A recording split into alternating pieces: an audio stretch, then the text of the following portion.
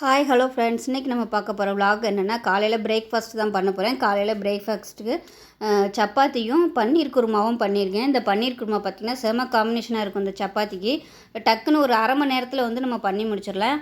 சப்பாத்தி மட்டும் பிசைஞ்சு வச்சுட்டோம்னா மீதி இருக்கிற டயத்தில் வந்து அதுக்குள்ளே நம்ம சப்பாத்தி பண்ணிடலாம். ஏன்னா வெஜிடபிள்ஸ்லாம் நறுக்கணுங்கிற அவசியம் இல்லை. வெங்காயம், தக்காளி, தேங்காய் திருவுனது இருந்தால் மட்டும் போதும், டக்குன்னு பண்ணிடலாம். ஸோ இந்த ஈஸியான டேஸ்டியான இந்த பன்னீர் குருமாவும் சப்பாத்தியும் எப்படி செய்யலாங்கிறத பார்க்கலாம். ஸோ இன்றைக்கி வந்து ஒரு vlog தான் பார்க்க போகிறோம். இன்றைக்கி அந்த vlogல பார்த்தீங்கன்னா பிரேக்ஃபாஸ்ட் தான் செய்ய போகிறேன். ரொம்ப சிம்பிளான பிரேக்ஃபாஸ்ட்டு, சாஃப்டான சப்பாத்தியும் பன்னீர் குருமாவும் செய்யலாம் அப்படின்ட்டு பிளான் பண்ணியிருக்கேன். ஸோ பன்னீர் பார்த்தீங்கன்னா ஃப்ரீசரில் இருந்ததுனால தண்ணியில் ஊற போட்டு வச்சுருக்கேன். சப்பாத்திக்கு மாவு எடுத்து வச்சுருக்கேன். ஒரு 4 டம்ளர் அளவுக்கு மாவு எடுத்துருக்கேன். ஒரு 4 பேர் சாப்பிட்ற அளவுக்கு வந்து இது கரெக்டாக வரும். 4லேருந்து 4.5 டம்ளர் எடுத்திங்கன்னா கரெக்டாக வரும்.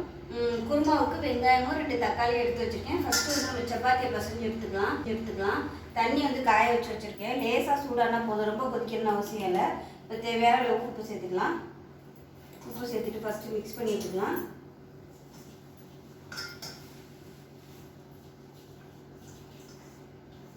அதில் வந்து கொஞ்சம் மைதா மாவும் சேர்த்துருக்கேன். இப்போ 4 டம்ளர் எடுக்கிறீங்கன்னா ஒரு 3 டம்ளர் வந்து கோதுமை மாவும் 1 டம்ளர் வந்து மைதா மாவும் சேர்த்துக்கோங்க.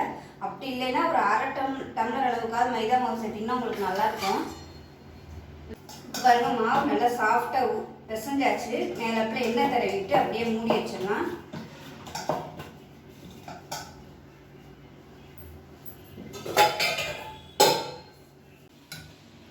இப்போ ஒரு குக்கர் எடுத்துக்கலாம். நான் வந்து குக்கரில் தான் பண்ண போகிறேன். தேவையான அளவுக்கு எண்ணெய் விட்டுக்கலாம்.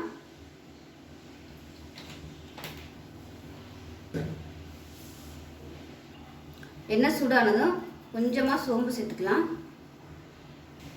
சோம்பு பொரிய ஆரம்பிக்கவும் புதினா இலை சேர்த்துக்கலாம். அதோட மீடியம் சைஸ் ஒரு வெங்காயம் நீளமாக இருக்கிறத சேர்த்துக்கலாம்.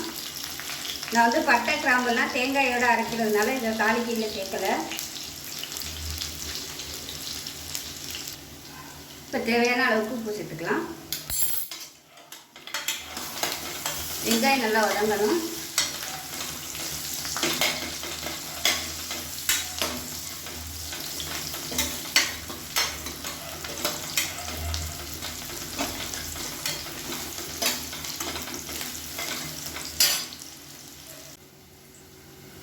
வெங்காயம் நல்லா வதங்கிடுச்சு. இஞ்சி பூண்டு பேஸ்ட் சேர்த்துக்கலாம். 1 டீஸ்பூன் கூட சேர்த்துக்கலாம்.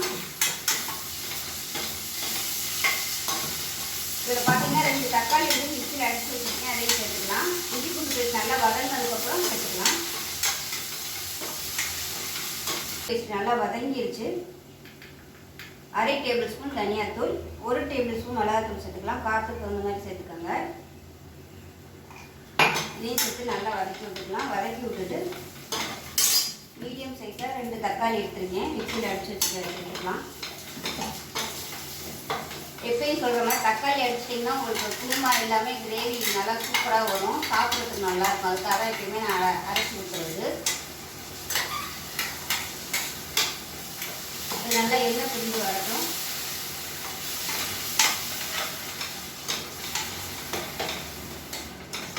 நல்லா குறைச்சி வச்சுருங்க. குறைச்சி வச்சுட்டு இப்போ நம்ம வந்து ஒரு தேங்காய் பேஸ்ட் ரெடி பண்ணிக்கலாம். நான் தக்காளி அரைச்சி அதிலே போடுறேன். 1 கப் அளவுக்கு துருவன தேங்காய், ஒரு 5-6 முந்திரி பருப்பு சேர்த்துக்கலாம். சின்ன துண்டாக ஒரு பட்டை, 1 கிராம்பு, 1 ஏலக்காய், 1/4 டீஸ்பூன் சோம்பு, 1/4 டீஸ்பூன் வந்து கசகசா சேர்த்துக்கலாம். இதை நல்லா நைஸாக அரைச்சிட்டு வந்துட்டு பார்க்கலாம். இப்போ பாருங்கள், தக்காளி நல்லா வதங்கி எண்ணெய் பிடிச்சி வந்துச்சு. இந்த ஸ்டேஜில் வந்து நம்ம பன்னீர் சேர்த்துக்கலாம். வதங்கி எண்ணெய் பிரிஞ்சு வருது. இதில் 1 டேபிள் ஸ்பூன் அளவுக்கு தயிர் சேர்த்துக்கலாம். தயிர் சேர்த்திங்கன்னா உங்களுக்கு டேஸ்ட் நல்லா சூப்பராக வரும். மாதிரி குருமாலாம் செய்யும்போது கண்டிப்பாக ஒரு தடவை ட்ரை பண்ணி பாருங்கள், நல்லாயிருக்கும். இது ரொம்பலாம் சேர்க்கக்கூடாது, கொஞ்சம் தான் சேர்க்கணும். இப்போ நல்லா வதக்கி விட்டுட்டு கொஞ்சம் லைட்டாக எண்ணெய் பிரிய ஆரம்பிச்சிடலாம். அதுக்கப்புறமா நம்ம பன்னீர் சேர்த்துக்கலாம். நான் வந்து நீங்கள் பன்னீர் வறுக்காமல் தான் சேர்த்துருக்கேன். விருப்பம் இருந்தால் நீங்கள் வந்து தனியாக ஒரு ஃப்ரை பேனில் வந்து வறுத்துட்டு சேர்த்துக்கோங்க. தயிர் சேர்த்து நல்லா வதக்கியாச்சு. இந்த ஸ்டேஜில் பன்னீர் வந்து சேர்த்துக்கலாம். நான் வந்து இந்த சைஸுக்கு கட் பண்ணியிருக்கேன். இது வந்து ஒரு 150 கிராம் பன்னீர் இருக்கும்.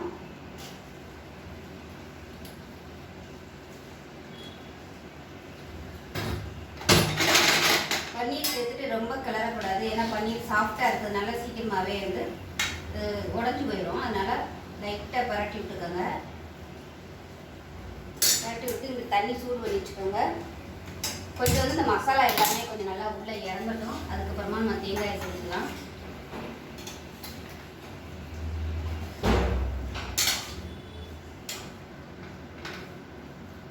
வச்ச தேங்காய் பேஸ்ட்டை சேர்த்துக்கலாம்.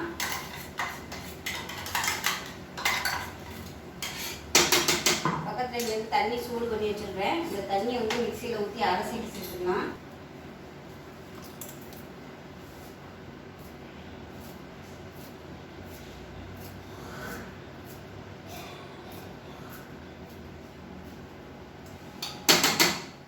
எல்லாத்தையும் நல்லா கலந்து விட்டுட்டு வச்சிடலாம். மூடி வச்சுட்டு ஒரு 2 விசில் விட்டுட்டு ஸ்டீம் போனதுக்கப்புறம் பார்க்கலாம். ஸ்டீம் நல்லா போயிடுச்சு பாருங்க, சூப்பராக வந்துச்சு. காமிக்கிறேன் பாருங்க. நல்லா அப்படியே எண்ணெயெல்லாம் பிரிஞ்சு நல்லா சூப்பராக பழப்பழன்னு வந்துருச்சு பாருங்க. இந்த மாதிரி இருந்துச்சுன்னா டேஸ்ட் நல்லா அட்டகாசமாக இருக்கும். அவ்வளோதான். பன்னீர்லாம் கூட உடையலை, நல்லா இருக்குது. அவ்வளோதான். இது வந்து சப்பாத்திக்கு தொட்டு சாப்பிட்றதுக்கு இந்த அளவு கெட்டியாக சூப்பராக இருக்குது. நான் இதுக்கு மேலே தண்ணியெல்லாம் ஊற்றலை, ஏன்னா இப்போ சூடாக சாப்பிட போகிறதுனால சரியாக வந்துடும். ஒருவேளை இது ஆறிச்சுன்னா உங்களுக்கு வந்து நல்லா கெட்டியாக வந்துடும். அந்த மாதிரி ஆறிடுச்சு அப்படின்னா நீங்கள் கொதிக்கிற தண்ணி ஊற்றி ஒரு செகண்ட் வந்து கொதிக்க விட்டிங்கன்னா உங்களுக்கு சரியாக வந்துடும். இப்போ வந்து நம்ம சப்பாத்தி போட்டுக்கலாம்.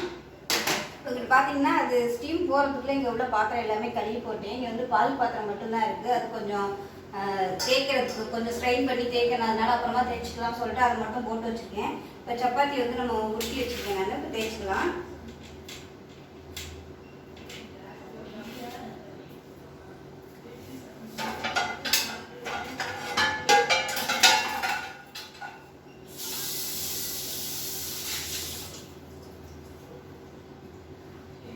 கல் வந்து காய வச்சுக்கலாம். நான் வந்து சப்பாத்திக்கு தனியாக தான் இந்த கல் யூஸ் பண்ணுறேன். வேறு எதுவும் நான் இதில் போட மாட்டேன். வந்து கல் காய வச்சுக்கலாம்.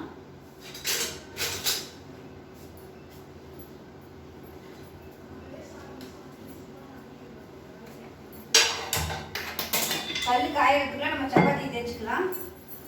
நான் நார்மலாக இருந்தது ஒரு பக்கம் தேய்ச்சிக்கிட்டே ஒரு பக்கம் வந்து சுட்டு எடுத்துருவேன். மொத்தமாக தேய்ச்சி வச்சுக்கிட்டுலாம் அந்த சுட்டு எடுக்கிற அந்த மாதிரி பண்ண மாட்டேன். சப்பாத்தி வந்து கரெக்டாக மாவு பசஞ்சிட்டோம்னா மாவு வந்து தேவையே படாது தேய்க்கிறதுக்கு. ஸ்டார்டிங்கில் மட்டும் தேய்ச்சா போதும்.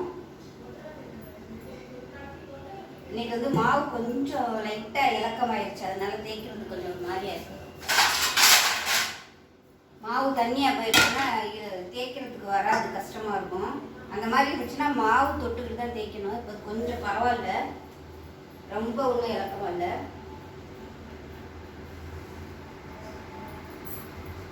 அது மீடியம் சைஸாக தான் எடுத்துருக்கேன், ரொம்ப பெருசாலாம் எடுக்கல.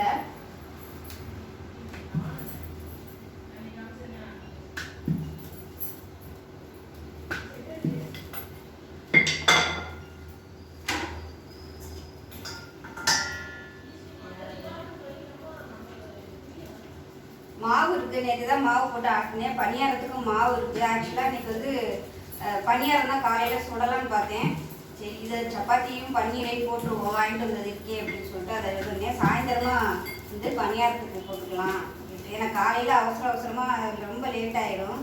பணியாரம்னா ரொம்ப நேரம் ஊற்றி எடுக்கணும். அதனால் சாயந்தரமாக நிதானமாக பண்ணிக்கலாம் அப்படின்னு சொல்லிட்டு ஈவினிங் பண்ணிக்கலான்ட்டு பிளான் பண்ணிட்டு சப்பாத்தி போட்டேன். மாவும் வேறு இருக்குது, ஆட்டின மாவு.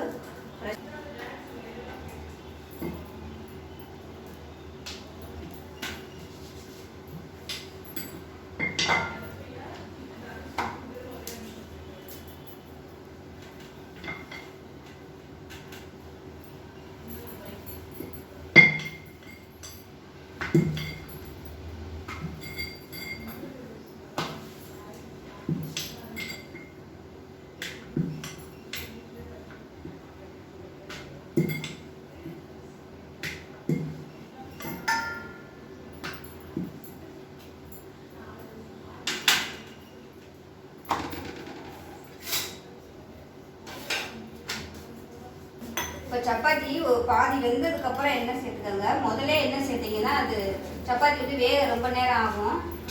நான் அந்தளவுக்கு சப்பாத்தி வந்து எண்ணெய் அதிகமாக தேய்க்க மாட்டேன். ஏன்னா அவங்களுக்கு என்ன நிறையா இருந்துச்சுன்னா பிடிக்காது சப்பாத்திலாம், அதனால் லைட்டாக அந்த மாதிரி தடவி மட்டும்தான் விடுவேன். அதுவும் ஸ்பூனில் வந்து சும்மா அப்படி முக்கி எடுத்துட்டு மேலே அப்படி தடவி விடுறதுதான். இதுக்கப்புறமா நல்லா 2 சைடும் அப்படி போட்டு எடுத்தோம்னா சூப்பராக வரும். கொஞ்சம் கனமாக தேய்ச்சோம்னா நல்லா புஷ்ஷுன்னு வரும், ரொம்ப லேசாக தேய்ச்சோம்னா புஷ்ஷுன்னு வராது. அழுத்தம் கொடுக்காம சாஃப்டாக பிசைஞ்சோம்னா நல்லா அப்படியே எழும்பி வரும்.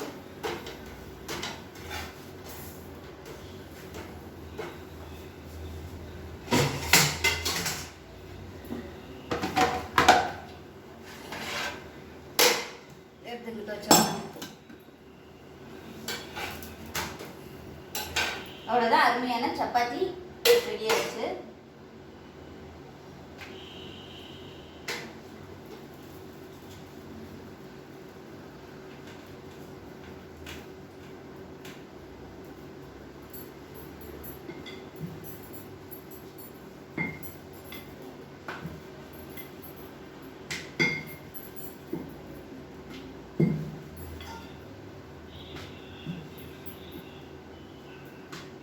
குருமாவும் சூப்பராக ரெடி ஆயிடுச்சு. ரெண்டுக்குமே காம்பினேஷன் பார்த்திங்கன்னா அட்டகாசமாக இருக்கும்.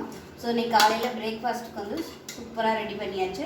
ஸோ இதே மாதிரியே பிரேக்ஃபாஸ்ட்டு நீங்களும் செஞ்சு பாருங்கள். செஞ்சுட்டு எப்படி வந்துச்சுங்கிறத சொல்லுங்கள். வீடியோ பிடிச்சிச்சின்னா லைக் பண்ணுங்கள், கமெண்ட் பண்ணுங்கள், சேனலை சப்ஸ்கிரைப் பண்ணுங்கள், பக்கத்தில் பெல் பட்டனை ப்ரெஸ் பண்ணுங்கள். நன்றி.